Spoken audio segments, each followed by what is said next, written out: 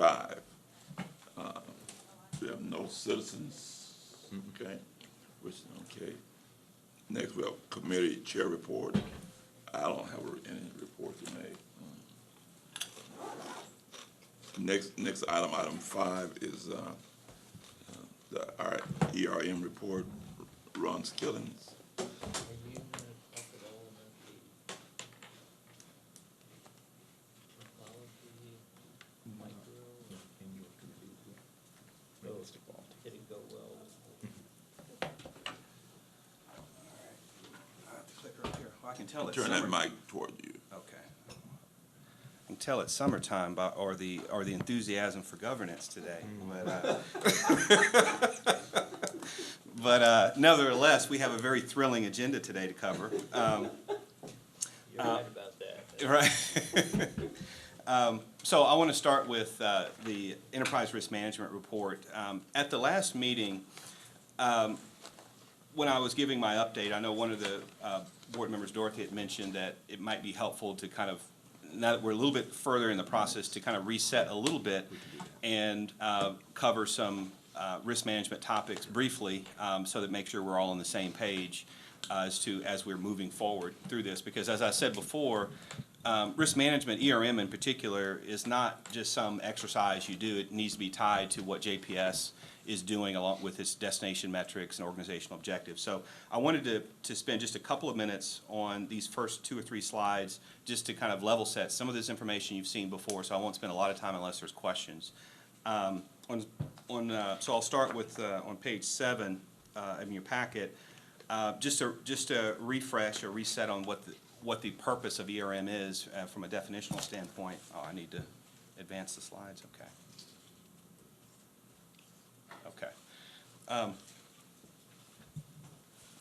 Essentially, I'm not going to read this definition because you've had it in your packet, but essentially the purpose of ERM is, one, that it's a process and it's not a project. It's not something that you do on the side. It's not an activity that you do on the side. It's meant to be, which is the part of the second part of the highlighted part of the definition, a part of strategy setting. So I spent a lot of time with Mary Ann and with Frank and various others that are part of developing, and Robert and Bill as a part of understanding what our current strategy is and how does risk management align with what we're currently trying to achieve. And then that's the last part, is ultimately it's really an enabler to help us achieve our objectives. So and I'm going to give some very specific examples here in just a second, just to make this a little bit more tangible. This graphic is new content that was developed by COSO, which is the Committee of Sponsoring Organizations. It's a multidisciplinary organization across multiple industries that creates a framework to think about risk management around. And they just came out with this exposure draft this month to help frame why is ERM important? What's the value that organizations should be getting from ERM? And so, again, the 2 points I would want to raise on this particular graphic are, one, that it all starts with the mission, vision, and core values. And so, you know, that's already established. I have, you know, in terms of what are we at JPS trying to achieve, the Roberts rules, what we're trying to do in terms of our culture. And then the strategy and business objectives, essentially our destination metrics, our organizational goals, the magic pyramid, or whatever we want to call the pyramid with the 3 sections, which I have in a minute, which ultimately, that circle that's around this arrow here is the elements of ERM that's supposed to create value. Ultimately, it's, you know, it defines what is our organizational behaviors. How are we supposed to behave at JPS, and how is non-compliant behavior risky to us in not achieving our objectives? We talked a lot about that. I know at LDI it was really all about how we're supposed to behave and how that informs, you know, with the 3 rules and diving into that, how that informs performance. And so, you know, we spent a lot of time at the last LDI on that. Secondly, what's acceptable to us in terms of variations of performance? And that goes to the accountability piece, is that if we set a standard at JPS as to how we're supposed to behave, and there's variations in that performance, then that becomes a performance management issue, because ultimately, how risky is it that, you know, we have X number of % of folks that aren't aligned with how we're supposed to behave? And then lastly, what I would say is, ultimately, when you look at organizations that have gone through this effort across healthcare and really across other industries, the main piece that often is they don't get to is, well, how are we doing? You know, we spent a lot of time up to this point voting on the top 10 or 11 risks, which we'll kind of cover in just a second. But how do those risks ever get off the list? How do we know we're moving the needle on those? How did you as a board know that we're making progress against them? And I think that's really kind of where we are now in terms of kind of defining that. Okay. Does that make sense? Yep. Okay. Next, just a real brief, this Rubik's Cube looking slide that's up here is I won't get too nerdy on this, but it's the it's the COSO. late. It's too late, right? Yep, it is. Right.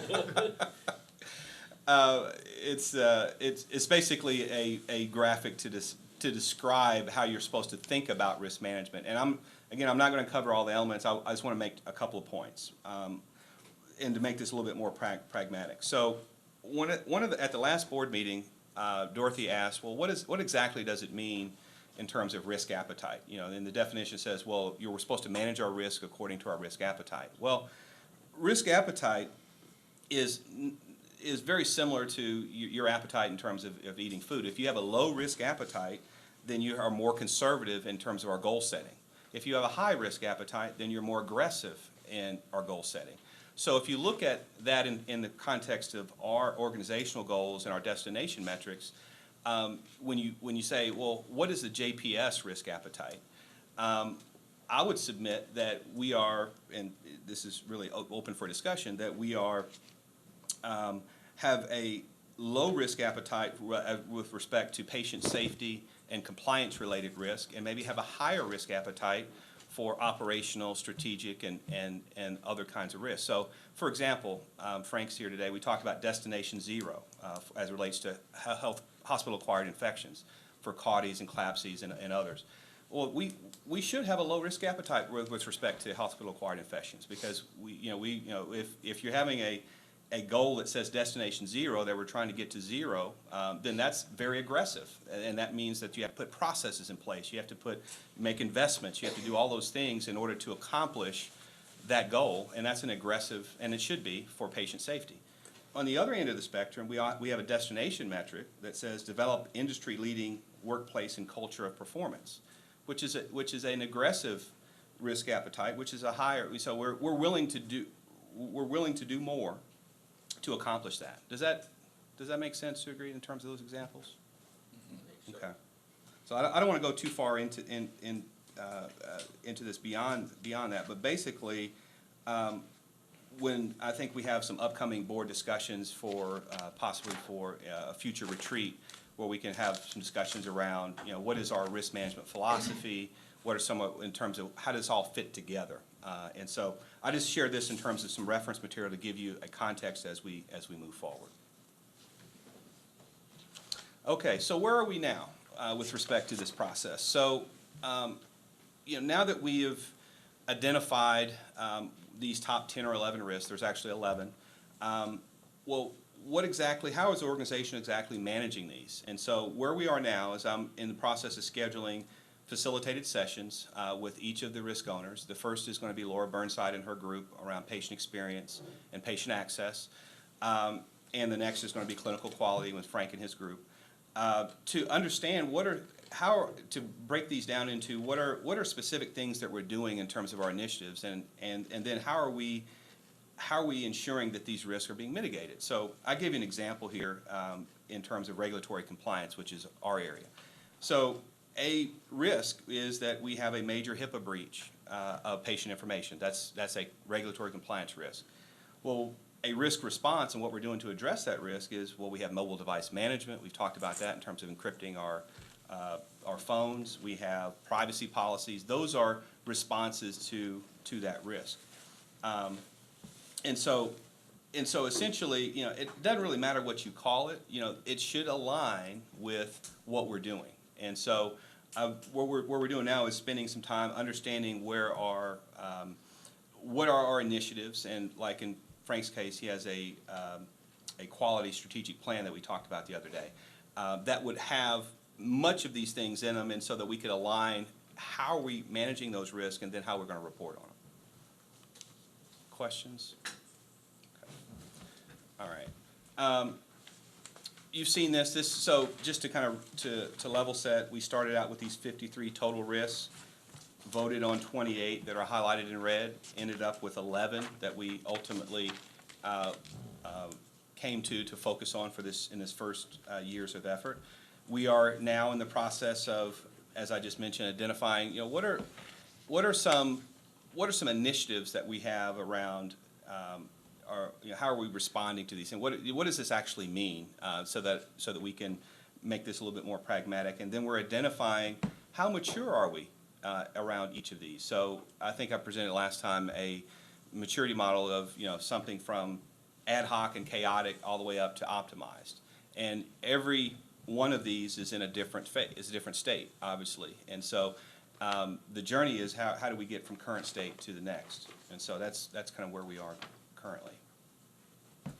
And then lastly, and this is the pyramid chart that you've seen as a part of our overall strategic alignment graphic. Appreciate that, Mary Ann, for that. And so ERM is nothing more than a subset of our overall strategic plan. And so we have pillar objectives, we have destination metrics, we have big rocks, we have imperatives, whatever you want to call them. These ERM risks are aligned to each one of these. And so as we now go forward in identifying, you know, what are the specific areas within JPS that we're addressing with each of these, and what are we specifically doing in terms of our action plans, I just wanted to show this in terms of kind of where we are from a big picture standpoint. I want to stop there and see if there's any questions or any elaboration I wanted to make. Well, I think what we'll be able to see at the next meeting, which I believe will be in August, we will have had a couple of these sessions that I was referring to with patient experience and patient access, and hopefully we can get in one with quality as well, and then we can kind of see specific examples of how those are being managed by JPS and how they fit in with the overall objectives. So, questions? Yeah, well, not so much a question, maybe a comment. The whole concept idea of enterprise risk, basically is something that's really a new road that we're traveling at JPS. I mean, I just think back 2 or 3 years ago when we really first started out on this journey. And I don't think we realized at that time that we were going to wind up with a Department of Enterprise Risk Management. We were trying to figure out just what to do with quality and audit. So I know, you know, this year, later, or in next year, the goal is to maybe do some retreat around enterprise risk, just for the board and staff to kind of be in sync for where we see this, Right. Which I think is a plus. But my question is there any workshops or conferences or that's out there now that board members could attend to hear what the environment is doing or what the workplace is taking place now? I'm sure there is. Would you like me to identify some? Because I've been really looking, and I just have not. Okay. Believe it or not, I do read those journals and magazines that come along, but I've not seen anything. You know. Okay. I just like to maybe sit someplace and hear what other institutions are doing. Okay. No, I'll be glad to identify that. I am familiar with what some of our colleagues are doing in DFW area, like Parkland. Parkland, for example, has what's called an institutional risk management department. It's kind of gone through some changes over time. They've actually lost their director of that to another organization, and a lot of what they focused on is clinical risks, and so it's a little bit more kind of more detailed in the clinical risk side, which is the traditional, from a hospital perspective, that's what usually risk management deals with, is patient events. And so there hasn't been a lot of work from what they've shared with me around how does what the Parkland is doing align with kind of their risk management strategy. So from a Baylor perspective, I know the folks there, they're still in the early stages of this.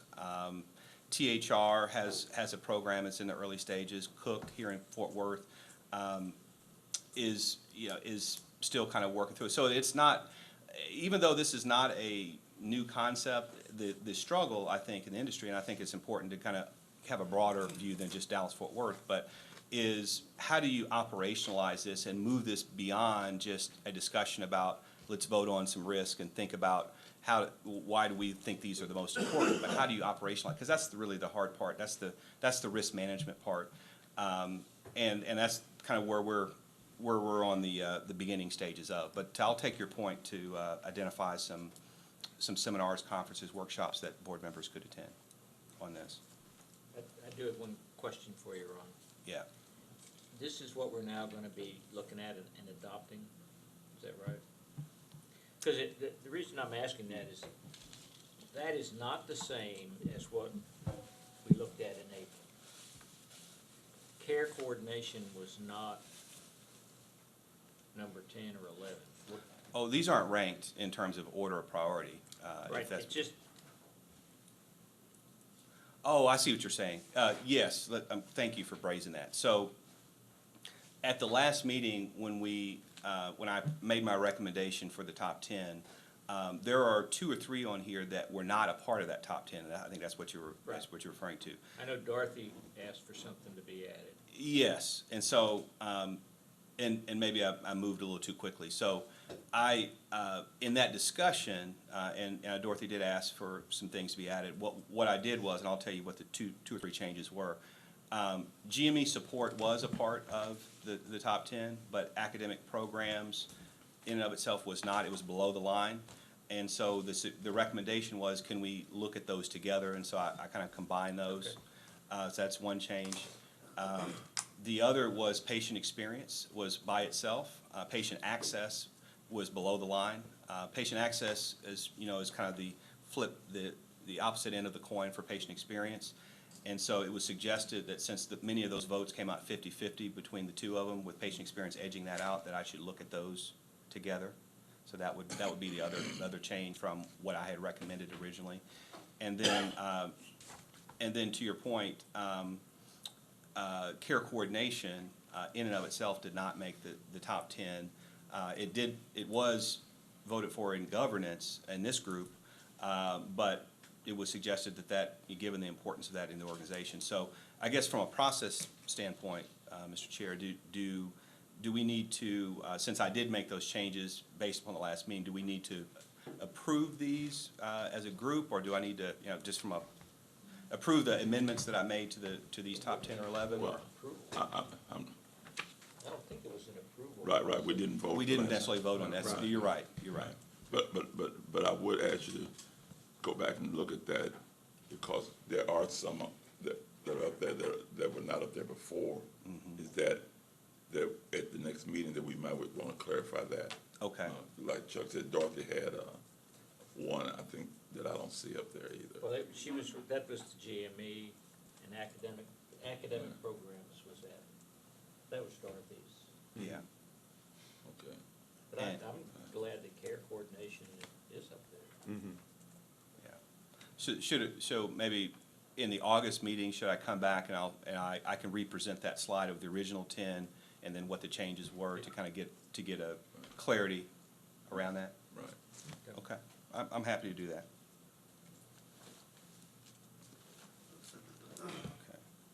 Okay. So that ends the ERM report, unless there's any further comments or questions. Amazing how far behind we were. All right. Yeah. Oh, man. So we'll move in the compliance report? No. Oh, no. okay. All right. Yeah, go ahead, but I need to now just, entertain a motion for approval of our minutes for April 28, 2016. So moved. So moved. Okay. Second. It was moved by Dr. Chuck Weber, second by Warren Norad. All in favor? Aye. All right. Any opposed? Okay. Motion passed.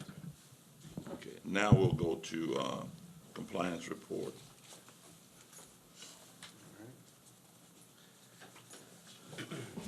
Well, I forgot, make sure I advance the slide.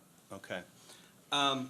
There has been a lot of regulatory activity in the compliance space over the last several months. Actually, and what I wanted to do to kind of start this off was to update the committee as to what is happening currently in this space from a regulatory enforcement activity standpoint. Before I get into my two bullets, just as of yesterday, the Department of Justice and the OIG made their largest arrests in history. They just posted on the website last night.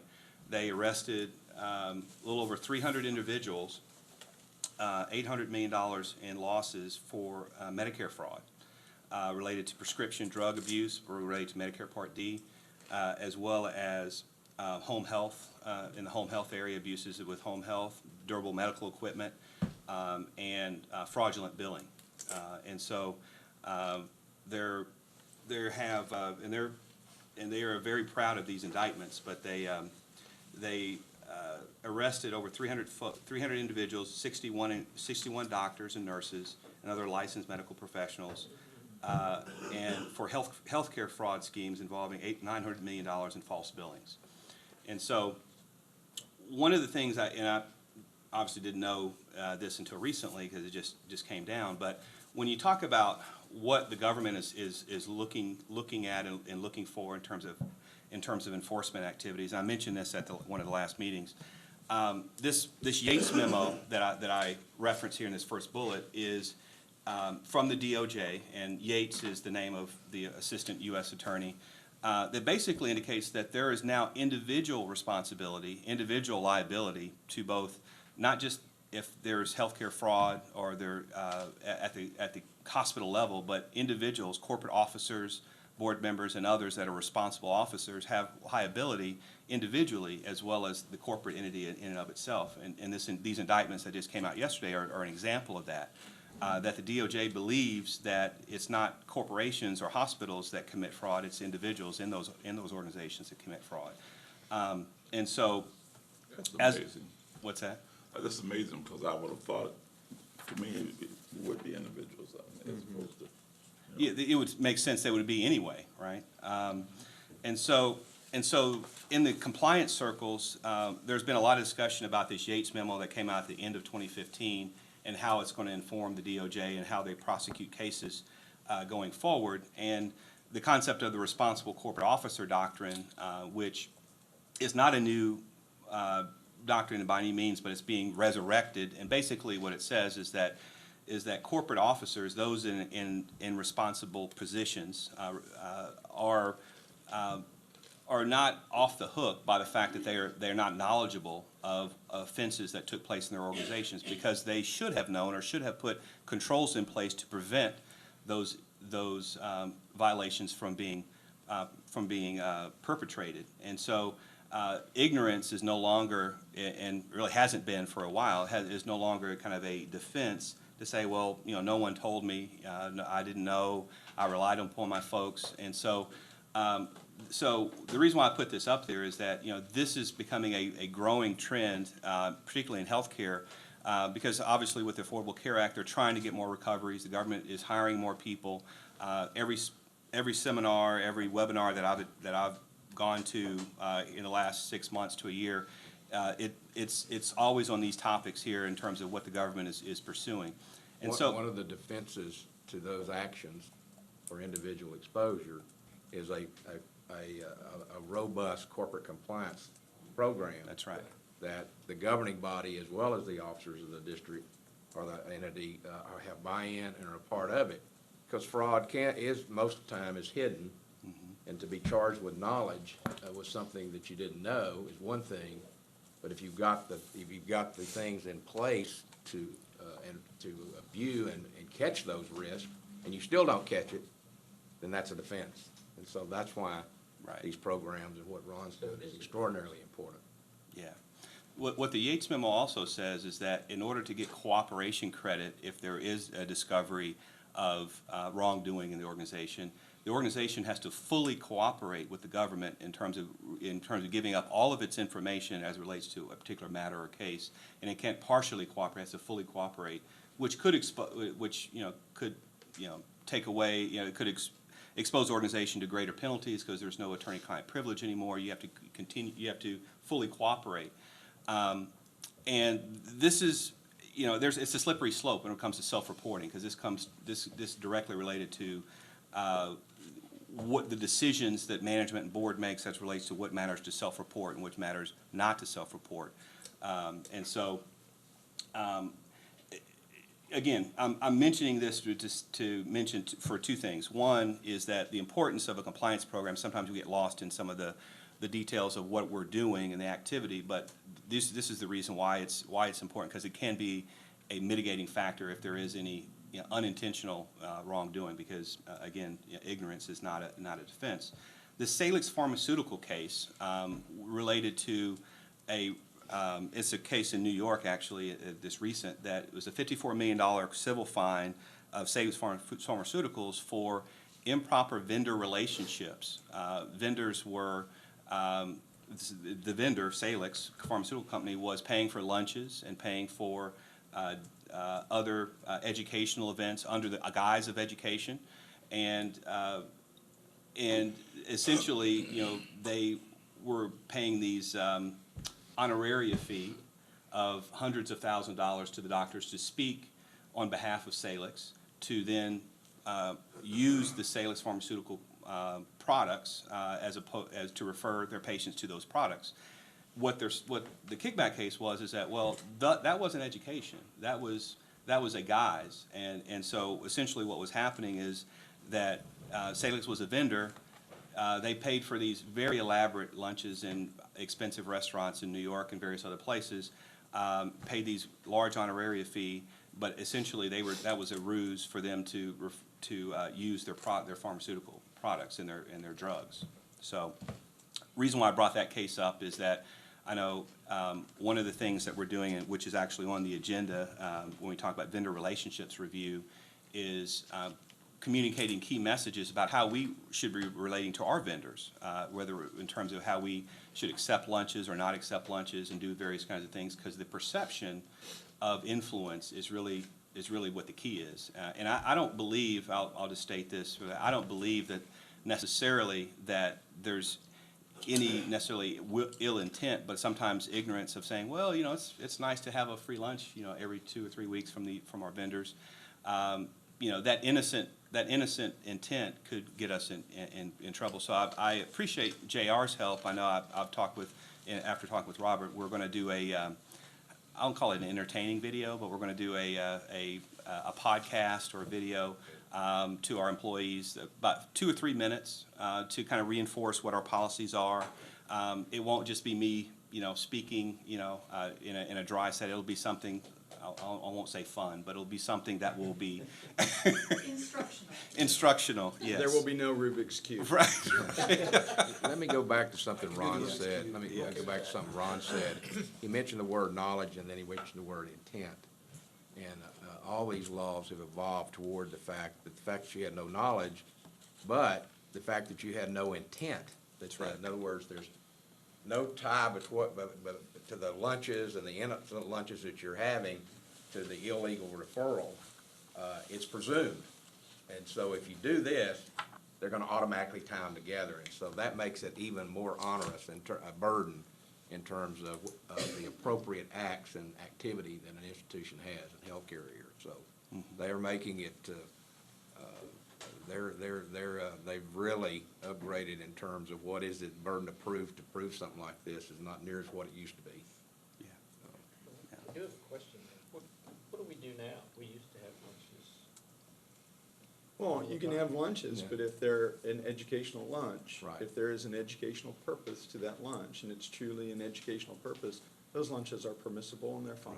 Okay. If somebody's coming in under the ruse of, I'm gonna take you to lunch, I'm gonna, fly you to Atlanta and you and I are gonna go have lunch and I'm gonna discuss various things, that aren't educational, but maybe more about my company, then that's, you cross a line. If they're educational in their nature, then that's different. Yeah. Our current policy at JPS is that it's a $50 limit, and so, as Mr. Early said, that they're allowed, but it has to be at a, it has to be legitimate education and can't exceed more than $50 in value. Per And- individual? Per individual. Yes. I Which- can say, 'cause I eat a lot, so I just want to. Can we have our breakfast, lunch, and dinner at lunch?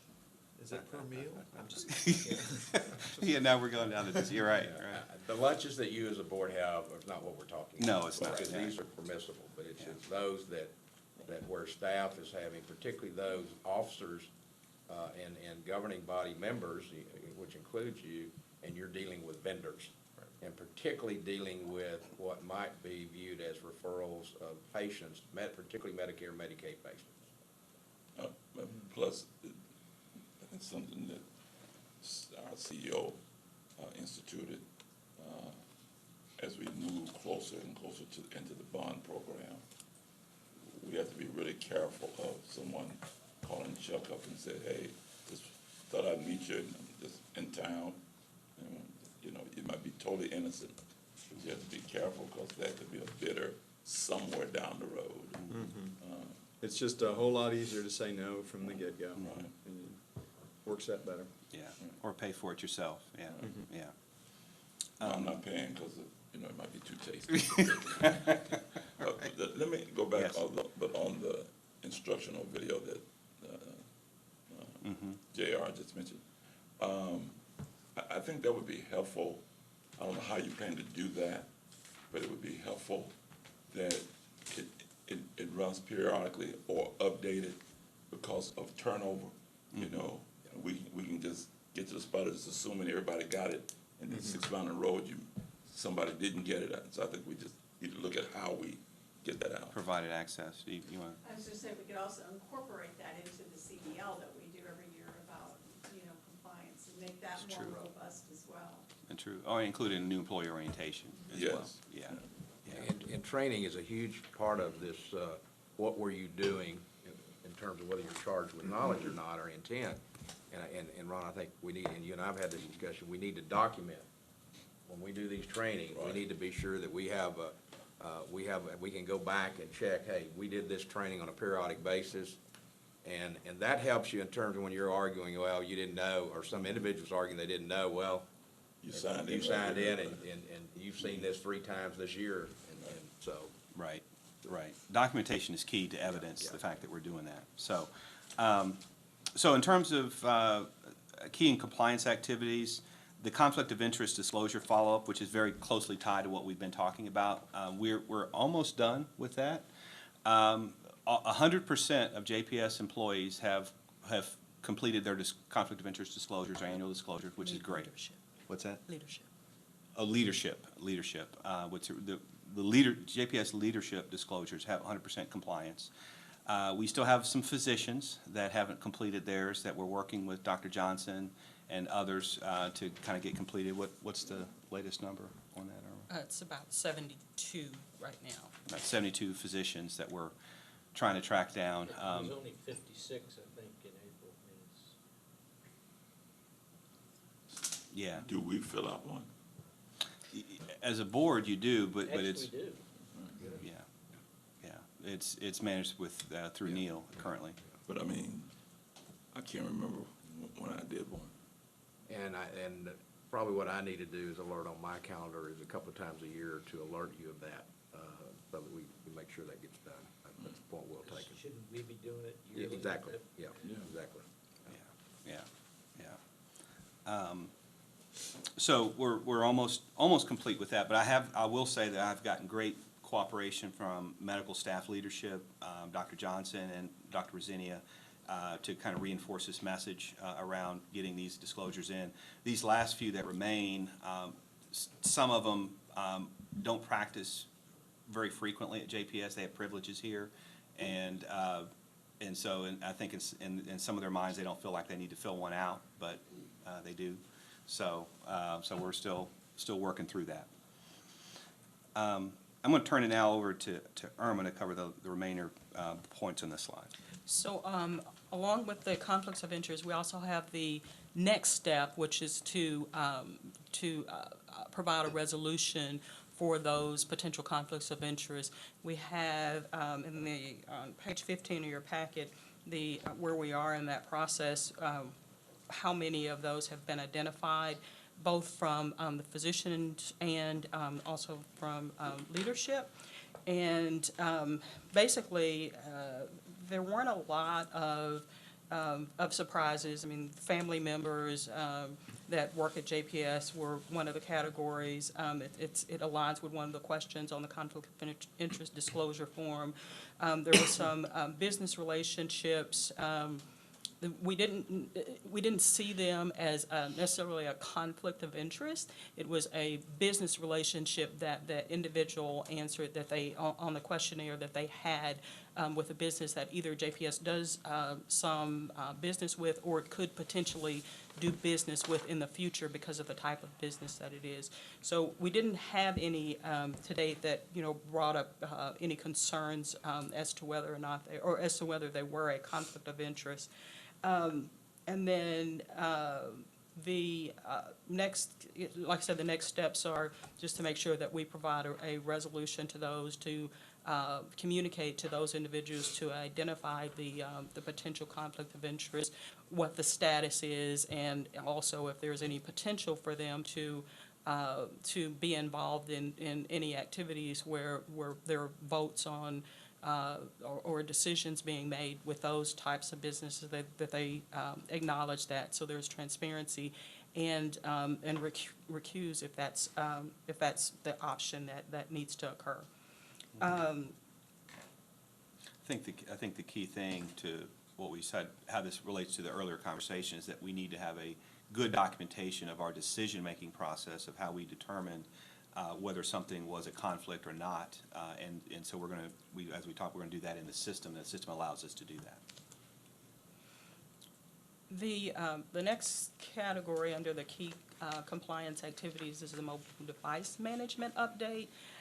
We are putting in place a mobile device security system application that will allow, that limits employees or anyone with JPS email to only using this app to get JPS email or any of the or access to JPS systems, so that we can have more security on phones or mobile devices, and that actually ties into the privacy and security program update that is further down on the agenda. That's actually one of the items that the OCR could audit and probably will audit because of the level of attention that this is being given as a possible risk for organizations. So part of the OCR's HIPAA audit that they're planning for some of the covered entities, and like we'll talk about it a little later on the agenda, we have received a letter that we could potentially be audited. But one of the items on there, on the protocol list, is mobile device security. So making sure that we have appropriate controls in place to make sure that information is not at risk and exposed. That letter, though, is that letter just to JPS, or is that a letter to systems? No, sir. That letter went out to all covered entities, so that's all hospitals and other providers, as well as insurance plans and clearinghouses.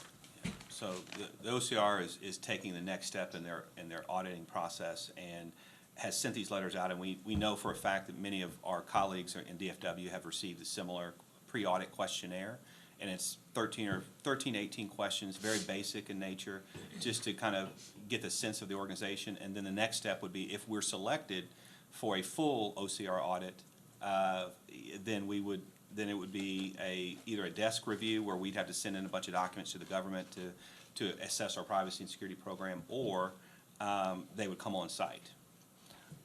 Now, one of the things I know we've been talking about internally and about is whether it would be prudent for us to get ahead of this and do an OCR mock audit review of our privacy and security program to identify, potentially any gaps. And so one of the things that I'm putting forward as something to consider is for us to do an OCR mock audit review, possibly get some consulting help. I've talked to Melinda Costin and David as well, as maybe we could kind of joint pair up on this, because part of it's security as well as privacy. And so I did want to make you aware of that.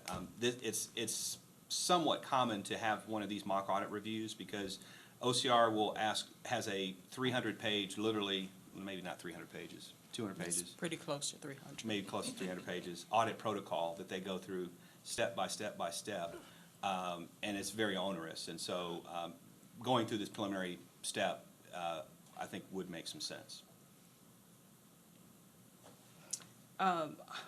The next category is under the billing and coding compliance audits. We have this year taken a more aggressive approach with our billing and coding compliance audits. We have the benefit of having 2 individuals in our department who have significant coding experience. We have good relations with the Patient Financial Services Department who are assisting with these, along with other areas, the folks in medical records and IT. And so we have identified 5 audits on our audit plan that we are not prepared to present right now, the findings from those audits or the results of those audits, but they will be coming up in the next governance committee meeting for discussion, and at that time we'll have some the resolutions for those, what we recommend, the action steps for those. Yeah. The only thing I would add to that is that we have, this is not about trying to assess blame on, saying, hey, you're doing something wrong. This is really about a partnership of saying, where do we have opportunities in this process? And it's not just within HIM, which is the coding aspect of it, but it's through the whole revenue cycle. And so working with a lot of folks in Sharon's group and in Frank's group, we're at the moment vetting and validating these findings before presenting them to this body, so that we can kind of understand where is it in the process that ultimately where we all want to get is, are we coding and billing appropriately, and we're getting revenue that we're legitimately owed in terms of to further our organization. So I have 2 questions, if I may. One is on the mobile device. It said the AirWatch mobile device encryption, everybody's supposed to be up and running by July the 1st. that's right. I just wondered how we're doing. If they want access to JPS email on their phone. But that's not everybody. I mean, it's not mandatory. But what will happen July 1st, unless Melinda and David have changes, I don't think they have, is They'll that, be X'd out. yes, so those that have email today that have not installed AirWatch on their phone will not be able to access their email any longer without it, which is a necessary step in order to ensure compliance with that. Okay, then this is on to the coding and billing that's in the, what is modifier 25? Modifier 25 is a modifier that you can append for billing that allows you to bill for services that are distinct services. So they happen at the same time, but they're distinct. So if somebody came in for a broken leg, for instance, and there was some extenuating circumstances, so we're not billing under that. That's the services that were provided for the broken leg. We can, in addition, we can bill for distinct services that were related to another condition that was identified. Yeah, so they present with one condition, they have other complicating conditions. Modifier 25 allows us to get paid for those for the broader For the range. others? Yes. Okay, and then what is the modifier 59? Modifier 59 is actually, all of these modifier issues are actually very similar, and I don't remember exactly specifically what the 59 is, but they're actually they're very similar. It's an addition to, so all the modifiers allow us to be able to bill for services that were provided that aren't necessarily under the CPT code or the CPT code that they are applied to. Yeah, so modifier 2559, modifier XU, and modifier PO, all these modifier audits are different variations of that theme in terms of depending upon what the condition is, that we can get a higher reimbursement if we use those appropriately. Or conversely, if we don't use them appropriately, we could be overpaid for things we shouldn't get, we Right. shouldn't, or vice versa. And so the audit essentially was to look at, are we using these modifiers appropriately? And was it a coding issue? Was it a charge capture issue? Did it affect a denial? All of those kinds of things, you know, kind of across the spectrum. And so, you know, I think it was a good review to do. I don't know if it's been a while since we've done one of this, kind of this breadth, but I think at the next meeting, what you'll see is the results of that audit across all of these we'll present modifier 25 next time. Probably 2559 and XU. Okay. Well, see, under your graph, if modifier 25, audit is completed, and you're supposed to have had an exit conference on June 16th, which is just a few days ago, and I wondered, how'd we do? So, we did have that exit conference with the departments that were impacted.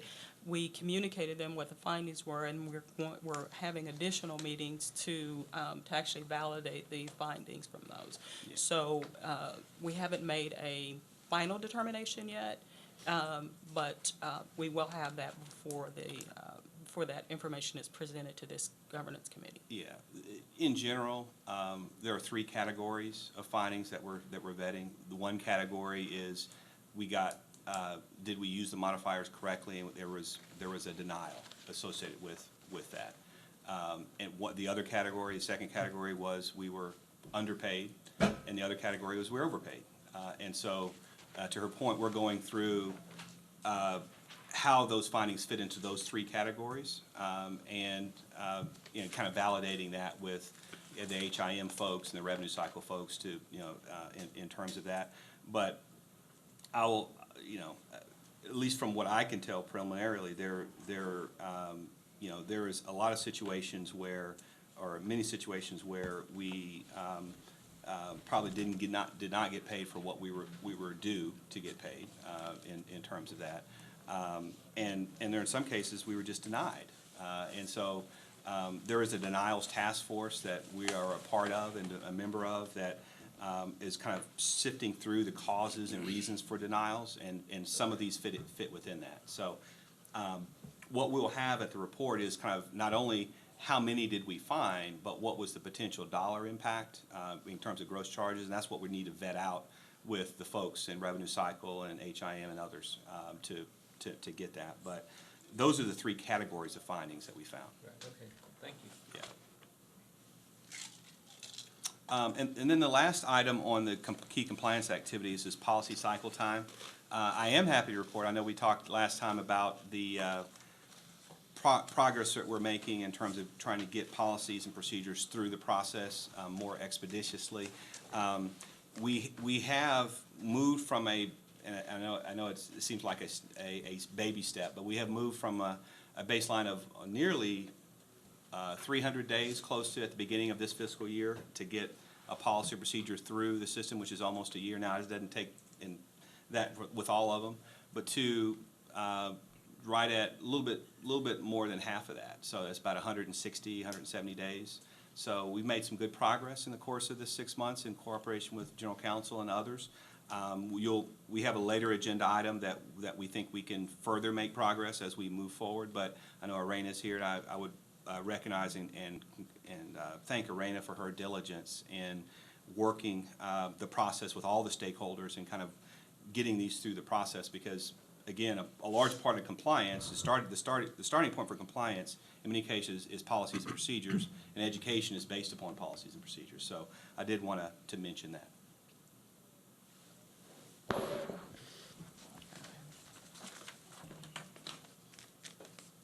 Oh, I guess as far as the compliance work plan and monitoring updates, what we decided to do to try to help streamline this report is that when you see the key compliance activities, we took those out of the compliance work plan and monitoring update section so that we can touch on the relevant key points within that, so that we don't have to kind of go through many of these that may not have current updates on, but happy to take questions on if there's anything that we did not cover that's in the compliance work plan and monitoring update section, which is pages 15 through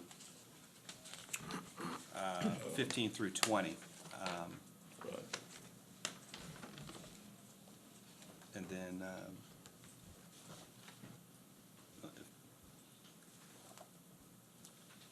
This is the same report that we'll provide at every meeting, so basically what's, the information in here is from our work plan, directly from our work plan, the activities that have occurred since the last meeting that have been vetted through the departments and also through the compliance committee. And this is just providing an update to you where we are in the status of each of these activities. And like Ron said, we take the areas where we had some significant activity that we think might be of interest to you and move that to the headlines for discussion.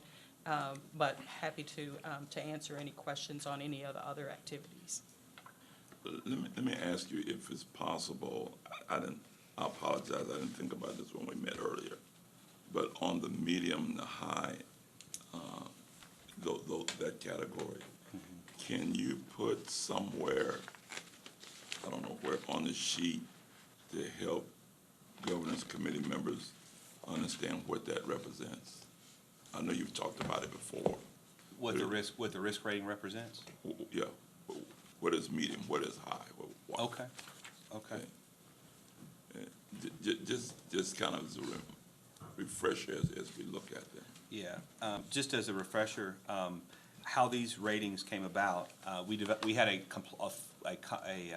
compliance risk assessment at the beginning of the year, and we presented that to the committee at the beginning of the year, and so a large part of that relates to the significance and likelihood of these compliance risks. And so that drove our work plan that we're working against this year. So I'll put that legend on there going forward, so you can do that. And then also included in the packet is our compliance dashboard that you have seen before. We didn't have any significant activities that I'm going to cover or that we feel that we need to cover.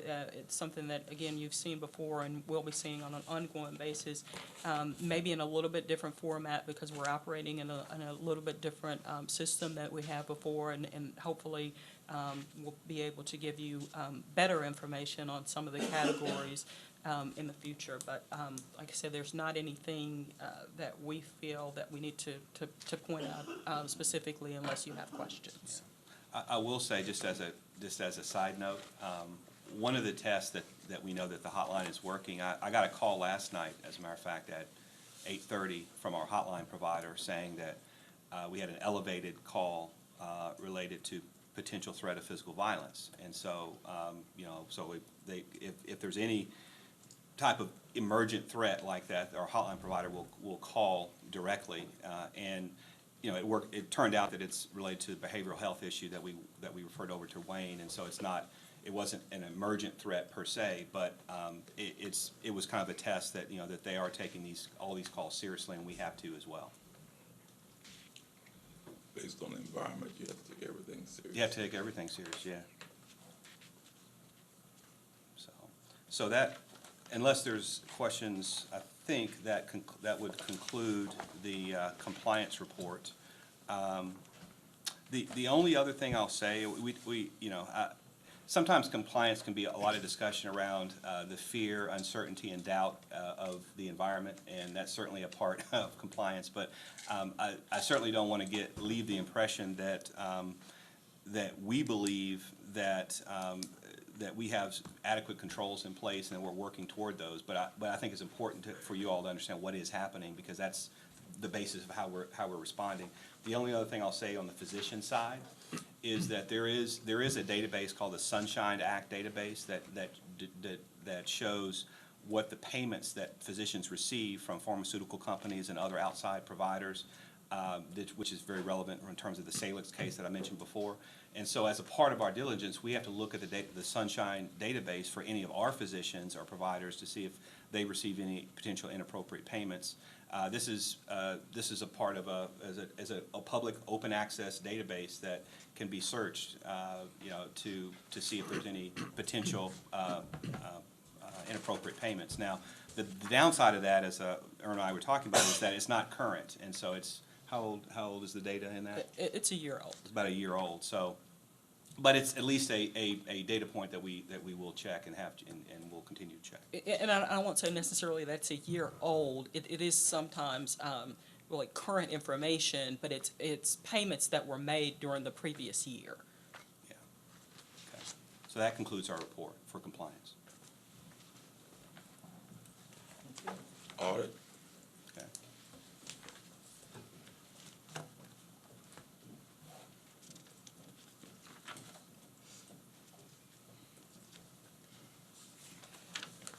Good afternoon. Good afternoon. Customer service. Here we go. Here we go.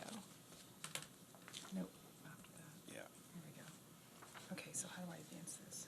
Click that. Okay. Okay, on today's plan is to give you a brief of the progress of the internal audit projects that have occurred since the last meeting on April 28th. And then we're going to recap where we stand today from an overall internal audit plan standpoint, okay? So again, this new format shows if we've had any movement on our audit plan, we've listed it here. On this slide, you can see that the data integrity validation audit, that will be briefed later in the presentation. That's completed. We have a charge capture audit underway that will exit conference on June 30th, report for August 1, and that will be presented at the next governance committee meeting on 8/25. A drug diversion, a high-profile special interest project is a drug diversion. Again, because there's a higher risk of fraud associated with drug diversion, right? And so that is kicking off very soon, July the 20th. And we have had good progress, good cooperation from the leaders there so far. We've requested 100% of 90 days of all Pyxis data in and out. We also have 6 months of data prior to that for the charge capture audit already to marry with it. So I think we're going to have a good sizable population to be able to pull from and conduct a really good review of our in-house pharmacy operations. Now, that drug diversion audit will not include Maxor or our outpatient pharmacy. There's just not enough scoping time in the project. Perhaps next year we can get to that. And then last, we have an ongoing project with the JPS recapture. This is in conjunction with some data that was already validated by our finance department.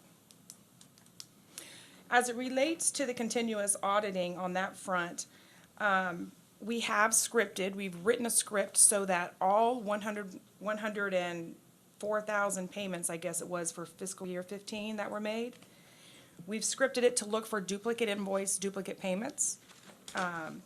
Same vendor, same invoice, that's what we look for. There were no issues found, and what should happen is the Lawson system should prevent that from occurring, but it's also good to know that there's another back-end control process to verify whether or not it existed. Today, we are actually working through another test that we expanded, and that includes same vendor, invoice date, and amount. And what that's looking for is potential duplicate billings. So not just inadvertent payments, but whether or not a vendor has billed us more than once.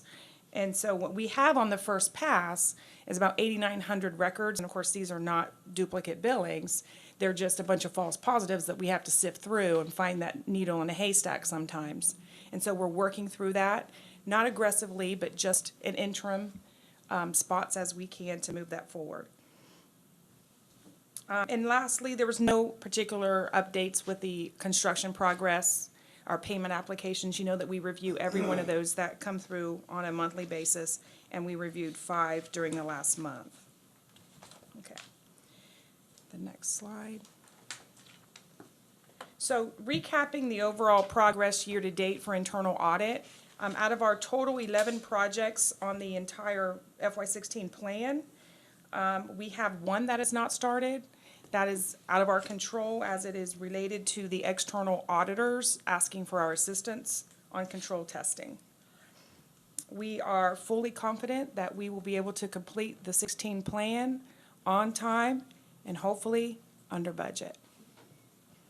Consultative projects, that has not changed since the last time you've seen that. The only footnote I added at the bottom is that we are very close to the maximum number of hours that we allocated on that project, which is 10% of our overall budgeted hours. Any questions whatsoever on the internal audit plan update before I move to brief and audit report? Okay. So I believe on page 31 of your packet is the report that was loaded to your portal. It's a 15-page report, so I've broken it down into 2 slides. The title of the audit was Data Integrity Validation. And that's not to imply that we've audited all of JPS's data, but certainly we need to scale it back and determine what was going to be our key scoping areas. So we had discussions with our Chief Quality Officer, Dr. Rosinia, on the most significant reports that we have to you and to senior management, and that includes KPI and dashboard or scoreboard reporting. The overall objective, of course, is to determine whether or not we can place reliance in them, that they're complete, that they're accurate. So we had an audit objective. The objective was to validate quality assurance controls to produce accurate reporting. And what this means, it actually turned into be a very IT-centric, technical audit. And what you're going to see is a little bit more dry material in that report than what you're typically accustomed to. Drier than what we're accustomed to. I deserve that, 15 pages for that, okay. I can drop my So- cell phone, my cell phone, I can drop into this. So I hope it's an interesting read, though. We did change the format, made it a little more succinct, so I hope you will give me some feedback on the format of that report if you have an opportunity to do that. In terms of our conclusions, the number one issue, or misnomer, if you will, was the notion that knowledge management, who is the department that we were essentially reviewing for quality assurance controls, that they owned all of the aspects of the quality reporting and the scoreboard reporting, when in fact they had little insight into the methodologies that are employed by the business owners that feed them this data. So, and if you want to take a look in your audit report on page 3, there's a little figure that will kind of outline what that process looks like. So overall, we had 5 findings, 5 improvement opportunities, and all of them are low to moderately low risk. So what was at risk as a result of the audit? Of course, reporting accuracy can impact decision-making, right? Confidence in the KPI measures and the metrics that we are holding ourselves accountable to. The goal, of course, is to reproduce scorecards accurately each and every time, so it's a repeatable and sustainable process. So ultimately, what we recommended, out of the 5 recommendations, 3 are currently underway. 2 require a little bit more time and effort to harden controls. The first one, of course, is to periodically validate those business owners and their processes to feed this information to knowledge management. So ensure it's a stable methodology. So this may require knowledge management providing education and centralizing the process a little bit, empowering knowledge management to review the steps and the stability and the methodology to feed the data to them. The second one is segregating software code libraries. If that sounds foreign to you, it's really about production and test environments so that you don't commingle those. That, I believe, has already been implemented. The third one is to formalize a conflict adjudication process. Again, all that really is when we have various reports, which one is accurate, why are they off, what's an acceptable variance. There's a couple of projects that we have underway that Dr. Rosini has in the works, and that has to do with a business glossary in terms of, let's talk the same language, let's specifically identify what we mean by data types. The second one had to do with a business glossary report library, I believe it was.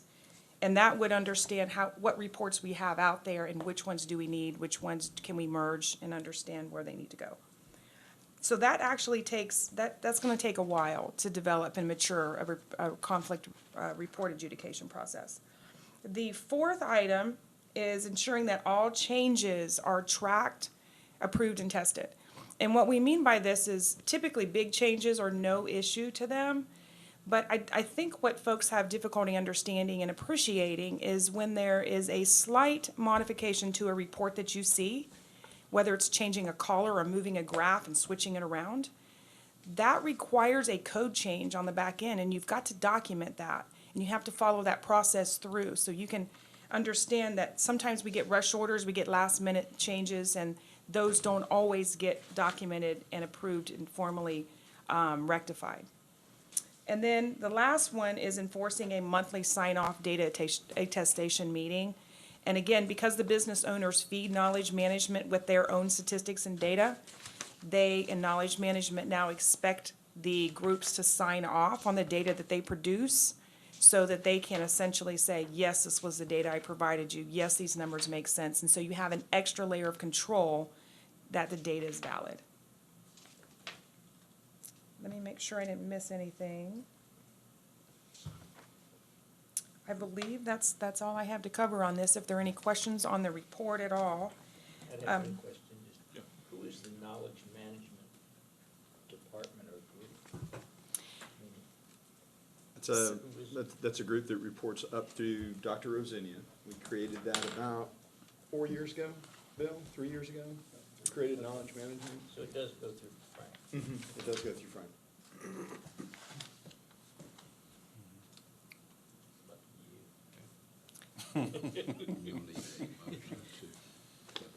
So if there are no further questions, the two questions I asked myself to ask you, and I have written on my board in my office is, should you be concerned? No.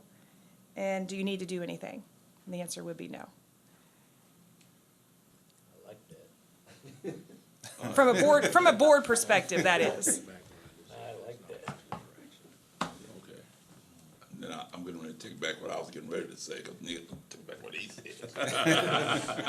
That's a double take. So there's nothing to be said. Right, that's what I said. Okay. Yeah. Looking forward to the charge capture audit results at the August 25 meeting. I hope we have good participation. I think you'll be surprised. Good. So if we could accept the, Well, unfortunately, that's not posted as an action item. And so what I would suggest is that, which normally that would come back out on consent, unless I'm missing something. Well, yeah, I guess we had on C2. Yeah, it's all discussion under Roman number 4. Yeah, I guess when we had talked in the pre-meeting, when Yeah. we had C2, discuss and consider acceptance of data integrity validation report, so. I would suggest that we just put this on as an action item on a board on the 28th of July. It's been presented to governance and accepted then, Okay. because we should have probably moved that down. Moved that under, down? Yeah, Okay. so. Okay. anything else? You're good. Thank you, Michelle. Yeah, thank you, Michelle. Ron, when we look at the retreat and do the risk review, it would be good to do some chart to show how how compliance and audit is that foundation for enterprise risk.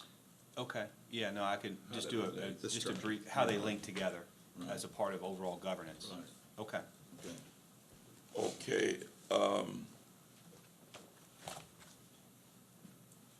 okay, item 6, under tab 3, discuss and consider for approval definition and process of district and departmental policies. Yeah, so, I have, Irena to come up and join me for this one, but, you know, just to kind of set some foundation for this, and this is, many board members have had some questions about this for a little while, and so I hope this will bring a little clarity to this process. And so what our intent here today is, we spent some time over the last few months working with the Policy and Procedure Committee, which is multidisciplinary, you know, working with General Counsel's office, and others and then also looking at what our peers are doing, Parkland and others, around how do we define what is a district-wide policy and what is a department-specific policy. And so before we get into that, even that discussion, you say, well, what's the problem that we're trying to solve? Well, the problem that we're trying to solve is that currently,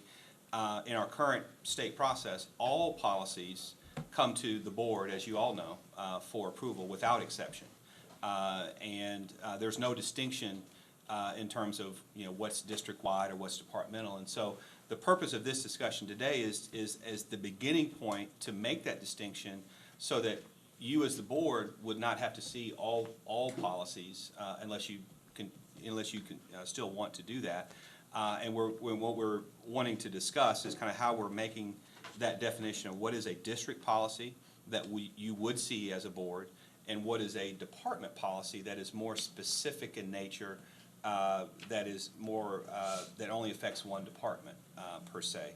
So I'm going to stop there just to kind of, you know, see if that makes sense. I mean, so what we're hoping to do is get your approval of kind of our, in terms of guidance, in terms of where we're going, in terms of the definition of a district versus department, and then that will inform how these policies get the workflow of these policies going forward, to which ones come to you as the board, which ones stay with management. So that's, Neil, did you want to add anything? No, fine. Okay. So with this first slide, there's just 4 slides. There's 2 on district and 2 on departmental. This first slide, in terms of what is considered a district or district-wide policy, the purpose of the district policy is to provide general guidance for management of district-wide operations under a standardized system of policies. And I think, Neil, did we have a? I got one minor Yeah, modification. had Let me a hand handout this for out. that. This did get to Ron quick enough. I think this gives a little more clarity. In fact, it actually is what Ron just said. You got a copy of this with you? Yeah. Can I get one, Neil? Yeah. Yeah. Okay. As I'm suggesting, what he just said be part of the policy, I think that adds clarity to what we're talking about. Yeah. There are departmental policies that have not been coming to the board, but there are way too, and I agree, we've been on the same page for a long time, that there's way too many policies that should not be district-wide policies, that they're not, and they ought to be restricted to strictly departmental. In fact, the list that you see in here, we're still going Still working through, through it, yeah. and this definition certainly will help Ron in my office in terms of that, but I think we got way too many just even in the list that's been narrowed so far. Yeah. So we support that movement. Yeah. So, yeah, the list in here is still preliminary. It didn't make the cutoff. I wasn't planning to include it, but we will, as we kind of work to finalize that list, we will put, there are basically 400 policies across JPS, 400 total. Is that correct? Yes, that's correct. And so essentially the task is to take the 400 policy documents and put them into these 2 categories, essentially what we're doing. And so those that are in the district bucket will continue the existing process. You as the board will continue to see those in subcommittee and then approval in the full board. And there are some that might appear on their face to be departmental, but OIG, JCO required those come to the governing body. And Cammie, we're working with Cammie Walker in Frank's office. She has this list and is scrutinizing that to say, hey, with our office, and say, hey, these are some things that still have to come regardless. Right. So that's the purpose of a district policy. You see the definition there. I'm not gonna read it, but basically the definition encapsulates the concept that that district policies reflect, you know, that if there's some kind of regulatory requirement that JPS as a whole has to comply with, Joint Commission being one of the more significant ones, CMS, federal agencies, you know, or by direction of this board, even if it doesn't fall within those categories, if as a board you decide that, well, we still want to see it, and it gives you latitude to continue to see it and consider it a district policy, or if Mr. Early or any of his designees would like it to come before the board, there's latitude there as well, in terms of definition. On the second page, for district, is a high-level overview of the process. And again, this reinforces the concept that these will continue to require board of manager approval, that there's a review process. As a part of that review process, general counsel will continue to review district-wide policies. The only edit we're making to this process is that the executives over the area that these relate to, thank you, over the area that you relate to, need to review it as a final review prior to it getting general counsel approval or legal review, and then after it gets legal review, then Arena, as our policy and procedure administrator, will make sure that those reviewed policies get to the appropriate board committee and ultimately to the full board. And one thing we do, and Ron and I have talked about it, we will continue to do, once we review it, if we make modifications to it, it goes back to the owner. Yeah. So they sign off on it, whatever those are. And some of them are edits, but sometimes there's some substantive changes based on change in the law. And before it ever goes to that subcommittee of the board, it'll go back to management.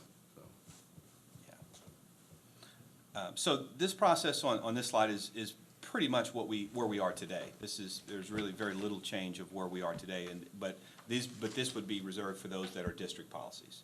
So moving forward. You want action on that definition? Oh, okay, do we take them separately? Yeah, I would think we can do that. I think Ron and I both would propose to you to under purpose, that you approve that definition for a district policy, including the language that I've suggested be added to that. Ron and I are both wrong, but that's our joint suggestion.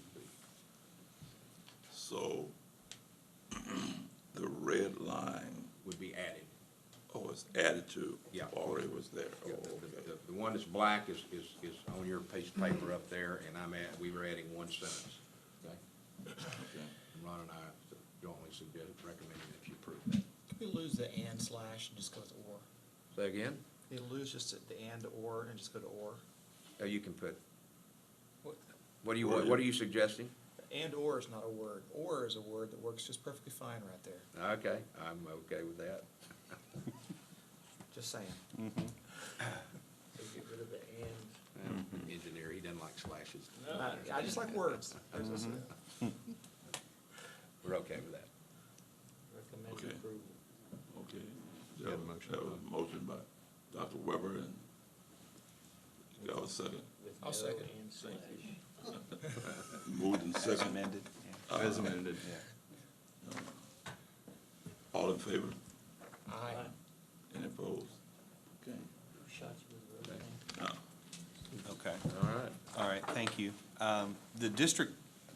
Department policy definition, as you see on this slide, is, again, the general concept is that it really affects one department. It's very subject matter specific. There are a lot of policies within a hospital that are very technical in nature, very clinical in nature, that really are, the protocols in which those departments operate. And so this gives clarity as to what that definition is, just formally, so that we can use this as a basis for developing a workflow. On the next page, it just similarly a very high-level process in that, department policies would not require board of manager approval. They will have pathways that ensure all applicable stakeholders within the organization and leadership are identified, consulted, and involved with approval. And so the creation, review, and approval process that currently exists within our system will still be in place. These will still be reviewed by the appropriate hospital committees. They will still be reviewed by the subject matter experts in these areas, depending upon the topic, and then they will be approved by executive management ultimately.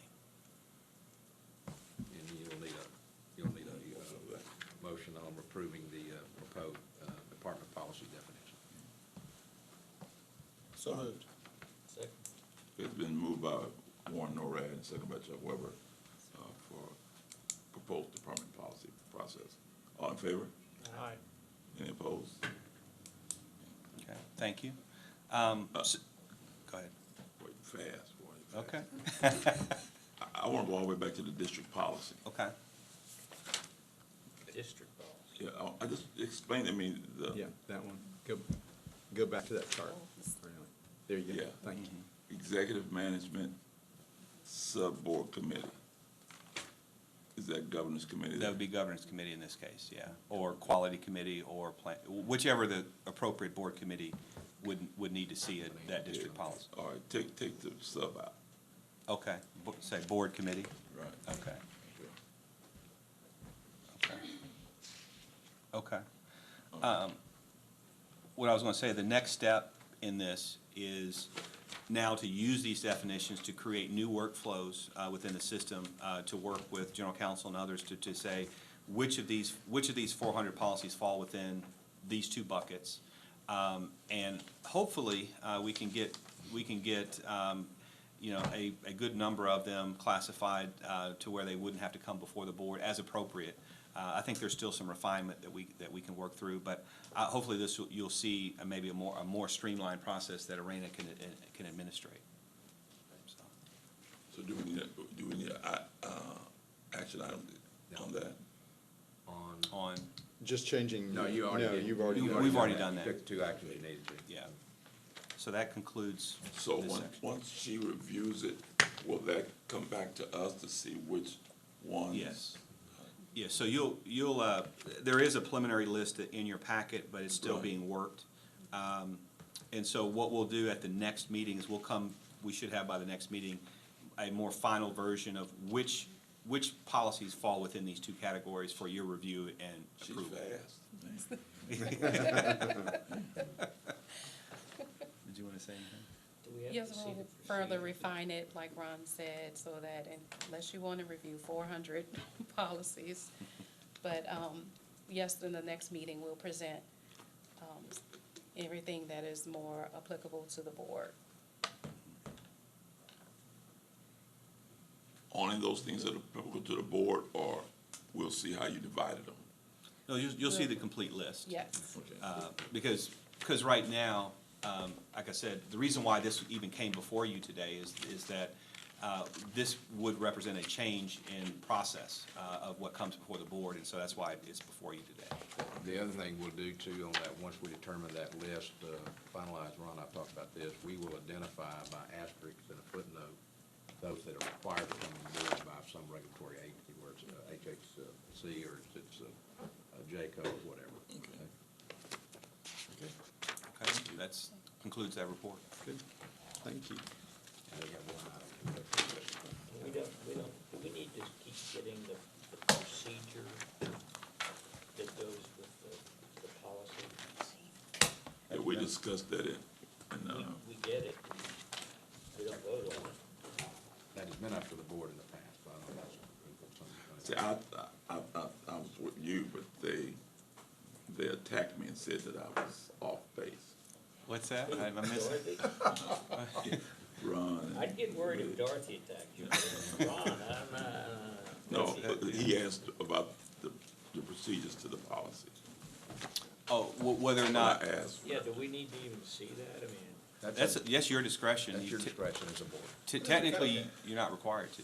I think we're kind of fiduciarily responsible for looking over the stuff and just kind of just doing a sanity check every once in a while, you know? If we can look at things and say, you know, the pest control policy, you look at it one time and expect management can handle it from right there. But gotcha. there's no part of this that we're not a fiduciary of, right? So. Yeah.